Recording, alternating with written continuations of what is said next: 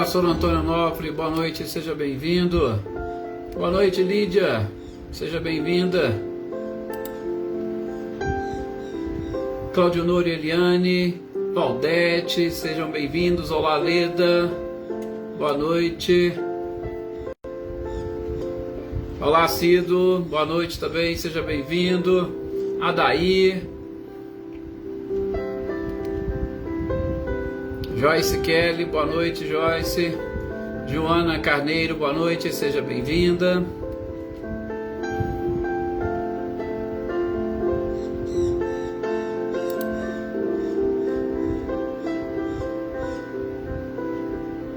Silvano, boa noite, seja bem-vindo. Luiz Carlos, boa noite. Machado, Jocana, Maê, boa noite para todos vocês. Olá, Amanda, seja bem-vinda. Cecília e Reinaldo, boa noite para vocês. Olá, Wagner, outro forte abraço para você, meu irmão.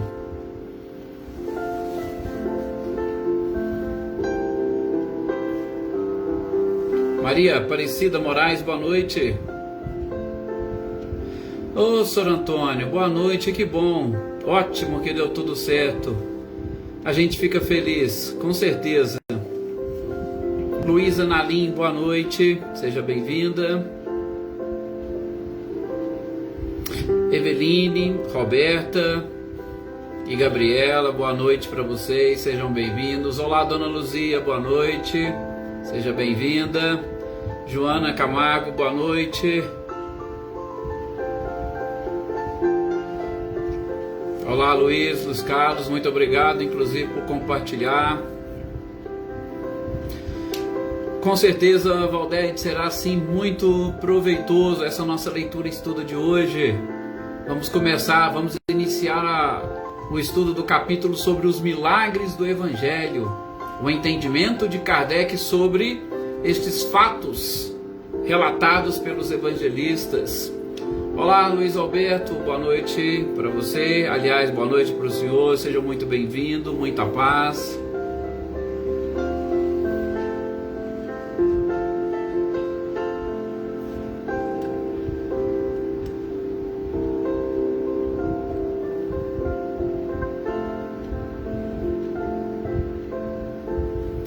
Ricardinho e Lúcia, boa noite para vocês, boa noite, Cláudia Fernandes. A gente fica feliz sim, Wagner, quando as coisas realmente dão certo. Vamos então fazer a nossa prece para nós iniciarmos a leitura e estudo de hoje. Adilson Riva, boa noite, seja bem-vindo. Leopoldina, boa noite também para você, seja muito bem-vinda.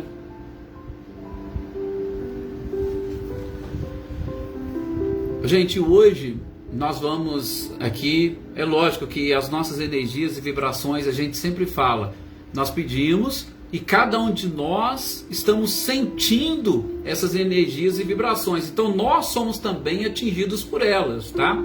Anitta, boa noite, que bom que deu certo para você hoje, para você e para o Clarindo, ótimo. Adriana Dantas, boa noite também. Então todas as vibrações e energias, gente, quando a gente passa a principalmente emitir e a produzir, nós somos os primeiros beneficiados e é claro que nós recebemos todas essas energias, tá? Então, às vezes a gente faz aqui um pedido especial para alguém que com certeza nos pediu orações, mas não fica especificamente e exclusivamente para essas pessoas. Só que é lógico, essas pessoas recebem com carinho especial da própria espiritualidade. Mas todos nós somos beneficiados, todas as pessoas por quem nós lembramos são beneficiadas, tá? Então, a gente sempre lembra disso, que em momento algum são esquecidas as pessoas. Mas hoje, de modo muito especial, nós vamos fazer as nossas preces, a nossa oração, as nossas vibrações para a netinha da nossa companheira Eveline, tá? Para que a espiritualidade possa derramar sobre ela também uma energia, uma vibração toda especial e principalmente para os profissionais que estão atendendo-a e, é claro, para sua mãe também, para a Roberta, para que todos possam encontrar as soluções e, é claro, que a espiritualidade possa abrir os olhos e a mente de cada um, para que os nossos sentimentos, sempre voltados ao mais alto, nós consigamos não somente entender e assimilar todos esses benefícios que Deus nos endereça, mas acima de tudo, que nós consigamos caminhar rumo à nossa evolução, seguindo exatamente os objetivos traçados pela espiritualidade superior, cumprindo as leis universais e automaticamente atingindo os objetivos evolutivos de cada um. Então, que nós possamos agora nesse instante, com os nossos pensamentos elevados, endereçarmos as nossas energias e as nossas vibrações para todos aqueles irmãos e companheiros que costumeiramente nós lembramos nesse início das nossas reuniões, e que nós depositemos nas mãos da própria espiritualidade todo o nosso carinho, todo o nosso amor, todo o nosso desejo sincero que as pessoas estejam bem, e de modo especial aquelas a quem endereçamos as nossas preces. Que a espiritualidade leve até eles de forma multiplicada, porque Jesus com certeza está abençoando os nossos mais secretos desejos, sobretudo desejos de fraternidade, de amor ao próximo. E assim o nosso próprio coração será capaz de sentir e perceber, como diz Francisco de Assis, é dando que se recebe.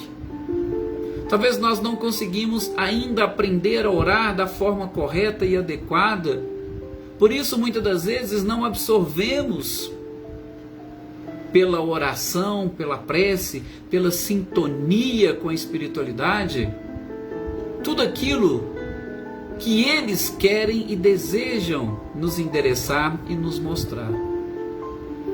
Que nós possamos e consigamos aprender, que nós possamos assimilar, e que cada um de nós que aqui estamos, encarnados ou desencarnados, nos sintamos cada vez mais fortalecidos, sobretudo na fé, na certeza de que não cai uma folha de uma árvore sem que Deus permita que assim seja. Que bom, é sempre bom nós elevarmos o nosso pensamento, é sempre bom nós orarmos, a gente com certeza sente não somente uma alegria, mas a gente sente uma energia, uma vibração muito gostosa, e isso faz realmente muito bem a todos nós. Deixa eu cumprimentar aqui os outros companheiros que eu ainda não cumprimentei: Adriano Varenga, Elaine Lavez, boa noite, seja muito bem-vinda. Filomena, olá Tuca e Paulo Henrique, sejam bem-vindos. Paulo Iter tem um convite para nós hoje também com Jorge Elahá, lá pela página do Centro Espírita Allan Kardec de Conchal, todos estão aí convidados. Olá Selma, boa noite.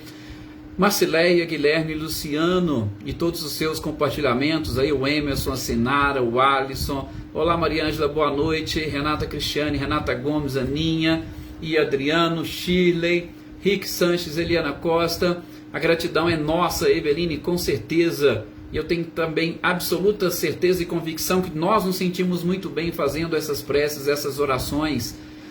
Olá Eliane, Ricardo. Wagner, com certeza nos traz muita paz. Patrícia, boa noite para você também. Muita paz, muita alegria. E vamos nós, gente, de mente e coração abertos para nós recepcionarmos as informações que a espiritualidade separou para nós na noite de hoje. Boa noite, Célia, seja bem-vinda. E as Fabianas, Caldas e Dove. Gente, como eu disse para vocês, hoje, na quarta-feira, dia de nós darmos aquela leitura ou aquela lida nas informações que Kardec nos trouxe através da Gênese.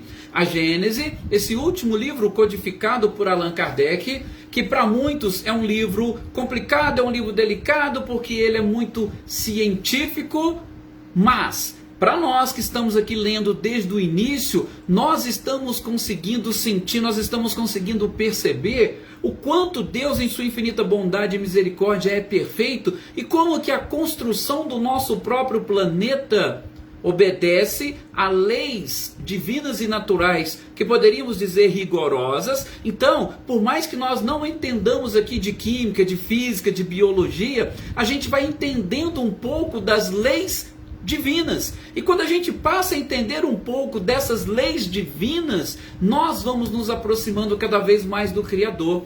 E aí a Gênese, ela não só faz isso conosco, principalmente nos apresentando Jesus como um engenheiro, um dos engenheiros responsáveis pela criação do nosso próprio planeta, mas ele também, ou esta obra, nos apresenta determinados comportamentos e exemplos que o próprio Cristo, quando encarnado aqui esteve, também nos proporcionou.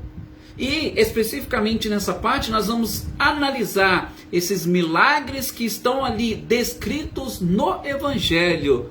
E Kardec fazendo uma análise muito tranquila, que vocês vão ver que com a base em especial naquele estudo que nós fizemos dos fluidos, nós vamos conseguindo entender. E vejam, Kardec traz aqui para nós algumas hipóteses, as informações, segundo todas essas pesquisas, segundo todas essas informações que a espiritualidade nos trouxe, através exatamente desta doutrina, e nós vamos encaixando esses ensinamentos nesses ditos ou conhecidos milagres de Jesus, e vamos cada vez mais entendendo e tendo a certeza de que não há necessidade de, em momento algum, derrogar ou desrespeitar as leis divinas para produzir determinados fenômenos, porque todos eles estão nos desdobramentos, sobretudo através do conhecimento dos próprios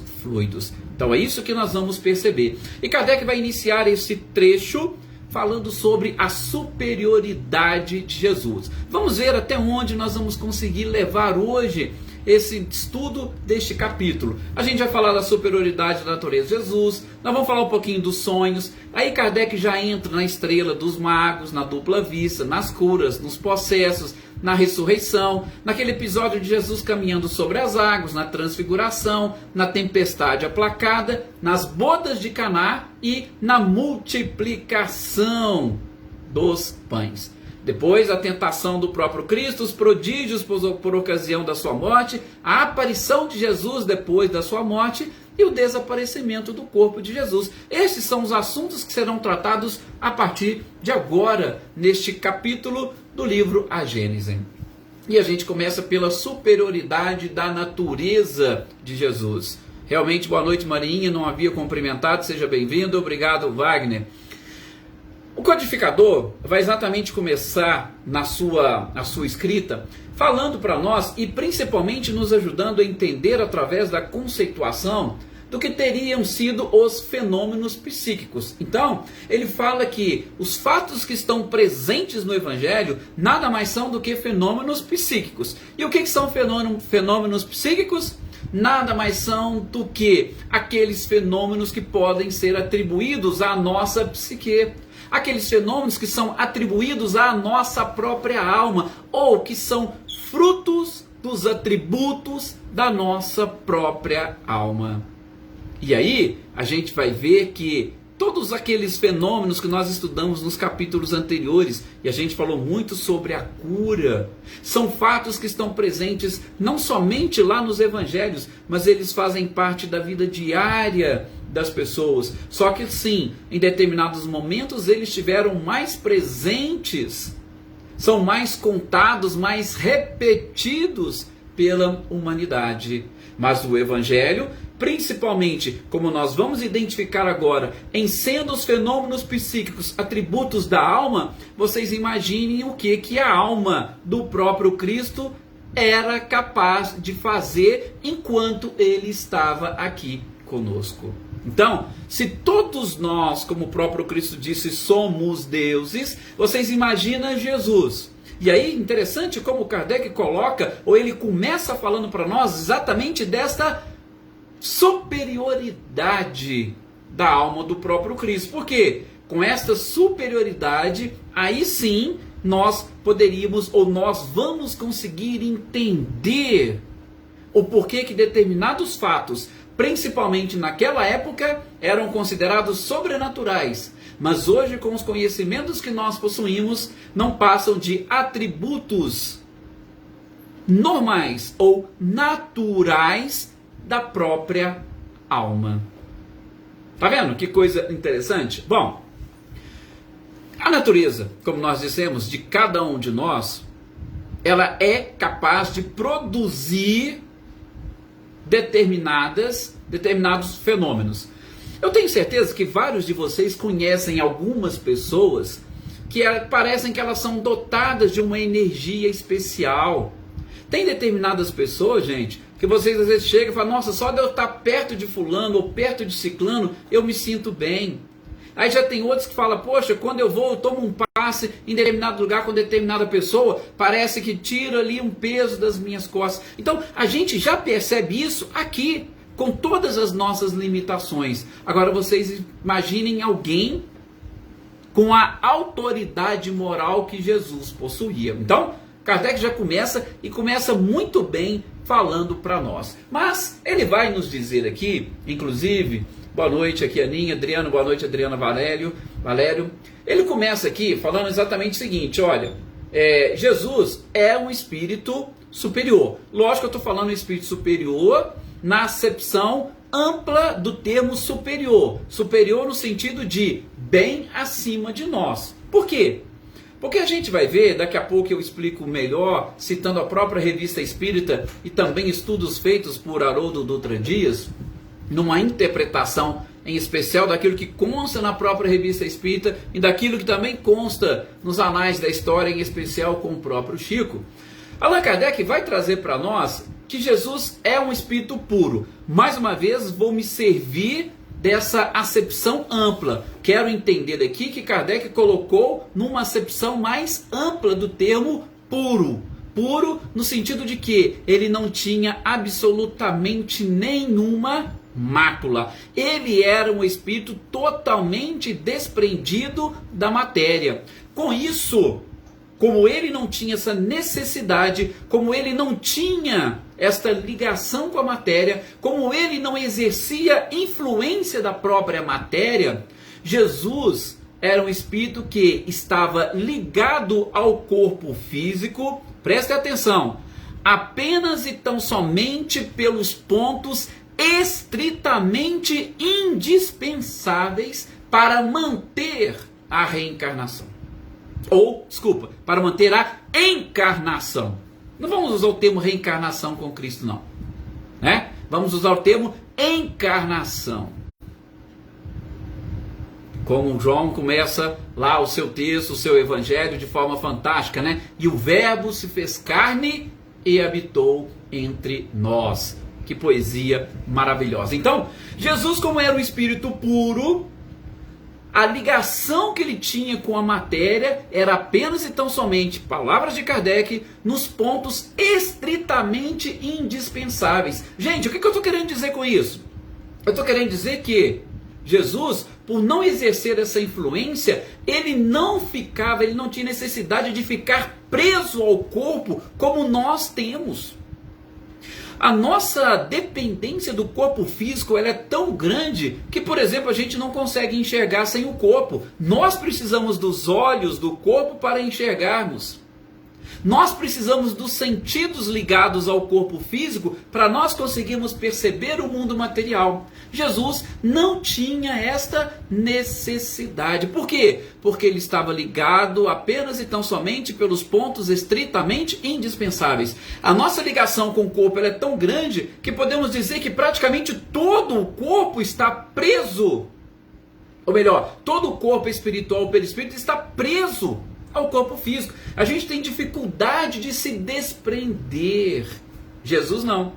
Como ele estava apenas e tão somente ligado pelos pontos estritamente indispensáveis, o seu corpo espiritual estava livre para ir e enxergar além da matéria. Isso em decorrência da sua superioridade. Ele era um espírito puro.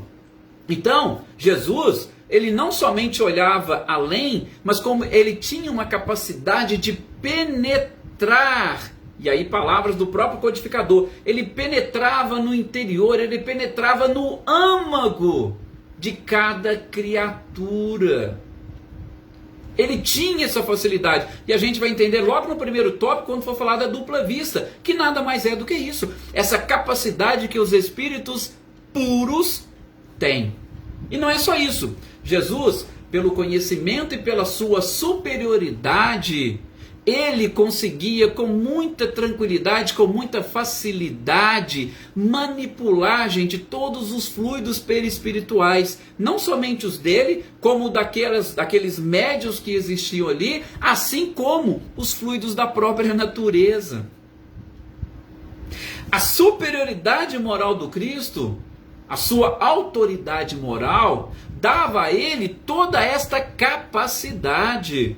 Ora, se vocês pegarem, por exemplo, um químico que sabe ali manipular as substâncias, né? Eu estou até lendo um livro, uma tradução do Hermínio Miranda, uma história de George Washington Carver, que era um negro escravo lá nos Estados Unidos, que nasceu exatamente filhos de escravos, né? Por volta de 1850 aproximadamente. E é interessante, né, como que ele, estudando botânica, estudando algumas coisas, que tinha como principal objetivo auxiliar os negros. Ele era muito pobre e conseguiu vencer e superar tantas coisas. É um livro, assim, interessante, fantástico. Mas só assim, para explicar para vocês, ele conseguia extrair, pelos conhecimentos que ele tinha de botânica e também, por que não, de química, ele conseguia extrair de determinados alimentos uma quantidade de produtos. No livro conta, para vocês terem uma ideia, da batata doce, ele conseguiu extrair mais de 127 tipos diferentes de alimentos, de produtos, de tudo que vocês podem imaginar. Olha para vocês verem. Mas por quê? Porque ele sabia esse processo de manipulação. Aí vocês imaginam Jesus. Jesus, com essa autoridade, superioridade, sendo um dos engenheiros celestes que conhecia todas as leis da física, da química, da biologia, tudo. Ele tinha essa capacidade de manipular os fluidos. Então, era fácil pegar um fluido daqui, outro dali e manipular e operar aquilo que nós chamamos ou entendemos como verdadeiros milagres.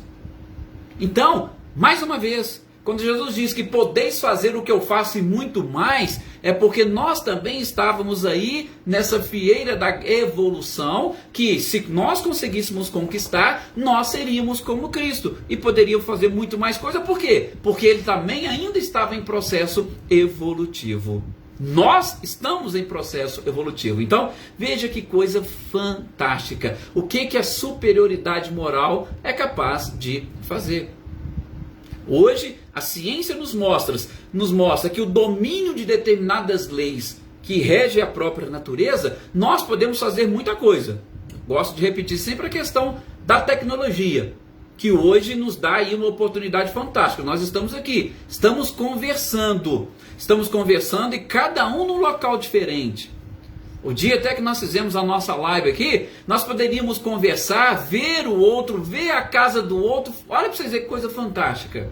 Agora imagina Jesus com essa capacidade. Então ele tinha essa facilidade de dominar todos estes fluidos. Bom, o que mais?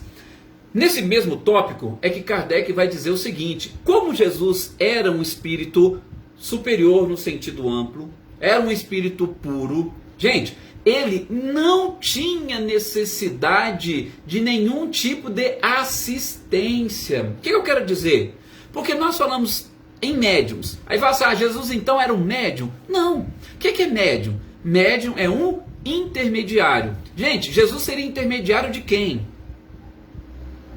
Quem que viria através de Jesus para poder fazer determinadas coisas? Ele já tinha essa superioridade. Ele não precisava de intermediários. Ele sabia fazer, exercitar todos esses processos de manipulação dos próprios fluidos.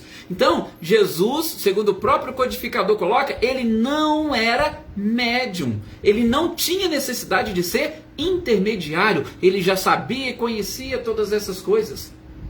E como ele estava ligado apenas e tão somente pelos pontos estritamente indispensáveis, ele também vivenciava o mundo espiritual à sua volta.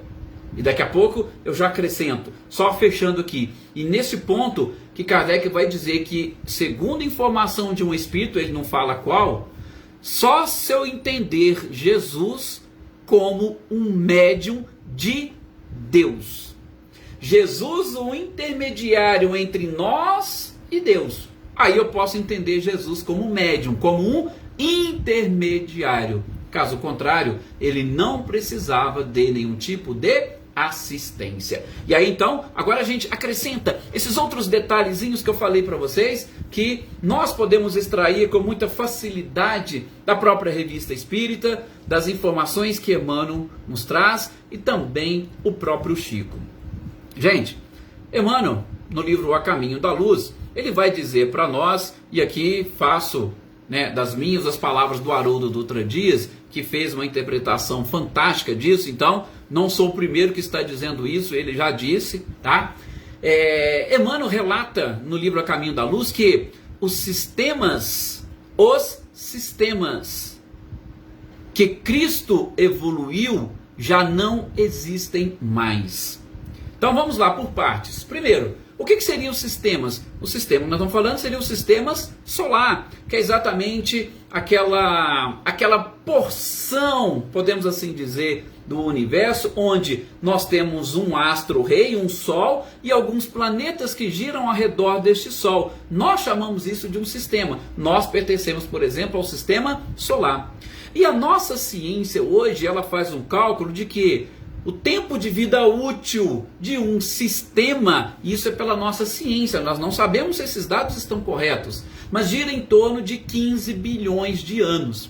Então, se Emmanuel utilizou a expressão os sistemas em que Cristo evoluiu, foi mais de um. Se foi mais de um, a gente não vai nem querer saber se tem 3 ou 4. Nós fiquemos com 2. Vocês imaginem que 2 sistemas que Cristo utilizou para evoluir já não existiam mais. Se são 2, você pega 15 bilhões com um mais 15 bilhões com o outro, nós temos 30 bilhões de anos. Veja, 30 bilhões de anos que Jesus utilizou para evoluir. Bom, se você pega, olha só, esses 30 bilhões de anos, 2 sistemas, tá, que nós não sabemos se foi mais, mas pegando 2, com mais 4 bilhões e 700 milhões de anos que o nosso planeta tem, e que, por expressões da própria Bíblia, Jesus foi um dos engenheiros, um dos responsáveis pela criação, ou pela construção, ou pela transformação que deu vida ao nosso planeta. Ele tem aqueles 30, mais no mínimo 4 bilhões, ou vamos arredondar para 5 bilhões de anos. Ou seja, Jesus tem no mínimo 35 bilhões de anos. Olha para vocês aqui, conta interessante. Só para a gente aguçar um pouquinho a nossa curiosidade. Quanto e como que um espírito gasta para poder chegar exatamente num nível ou num patamar desse como Jesus. Então, vejam, sistemas, 2, 30, mais esses 5 bilhões do nosso planeta, 35 bilhões de anos. E nós, quantos milhões de anos nós temos? Ou bilhões? Será que nós já temos alguns bilhões de anos? Não sei. Eu sei que nós estamos mais próximos do começo do que do fim. Então, fiquem tranquilos, não desanimem que nós temos ainda um bom caminho pela frente, né? Deixa eu ver, a Valdete colocou aqui. Alguns palestrantes falam que Jesus Cristo foi o maior médium que habitou neste planeta. Bom, nas palavras de Kardec, Valdete, só se eu entender ele como médium de Deus. Porque médium, nessa acepção que nós utilizamos do termo como intermediários dos espíritos, Kardec diz que Jesus não tinha essa necessidade. Ele não precisava de assistência. E aí nós vamos entender por quê nesse restinho que nós vamos falar aqui sobre essa superioridade de Jesus. Não sei nem se vai dar para a gente entrar nos outros temas, mas tudo bem. Olha, se nós pegarmos a Revista Espírita de fevereiro de 1868, nós temos um texto lá chamado Espíritos Marcados. Gente, é um texto até interessante, fala muito sobre esses aspectos de determinadas criaturas que reencarnam com determinadas tarefas. e principalmente aqueles que estão ali no meio dessa tarefa importante chamada de educação ou de repasse dos ensinamentos e de informações, porque nós não poderíamos deter informações apenas e tão somente para nós. Todos aqueles que procuram aprender e procuram repassar essas informações, primeiro que ele aprende mais e segundo que ele vai cumprindo a sua própria tarefa. Mas nesse texto nós vamos encontrar ali algumas perguntas e esclarecimentos do espírito de São Luís e do espírito de Lamennais. Esses dois espíritos vão esclarecer para nós dois pontos que nós achamos super, hiper interessantes, e vou repetir, Haroldo também fez essas observações. Esses pontos interessantes, eles estão relacionados com a própria escala espírita. Se nós formos analisar a escala espírita do jeito que Kardec trouxe e nos apresenta no Livro dos Espíritos, nós vamos chegar ali naquele patamar dos espíritos puros. Quais são os espíritos puros? São aqueles espíritos que não precisam mais encarnar. Então eu utilizo a palavra, a expressão pureza, exatamente para falar que eles já conquistaram a evolução e eles não têm mais a necessidade de encarnar. Bom, nesse texto, exatamente nas entrelinhas, nós podemos extrair a seguinte informação desses dois espíritos. Eles falam que depois da escala dos espíritos puros, então veja, depois que você atinge a condição de espírito puro, veja, repito, isso é uma interpretação que nós extraímos deste texto. Quando você atinge o nível de espírito puro, você inicia uma nova escala. E, aí eles dizem, no topo desta nova escala, então eu estou dando ênfase ao nova. No topo desta nova escala, ou seja, depois dos espíritos puros, você chega a um patamar que eles chamam de ministros de Deus.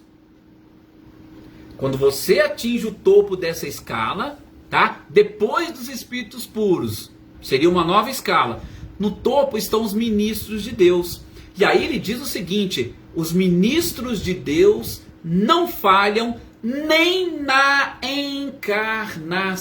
Ou seja, são seres que já ultrapassaram o nível de pureza, que eles podem encarnar, que eles não erram jamais. Por quê? Porque já superaram em muito a influência da matéria.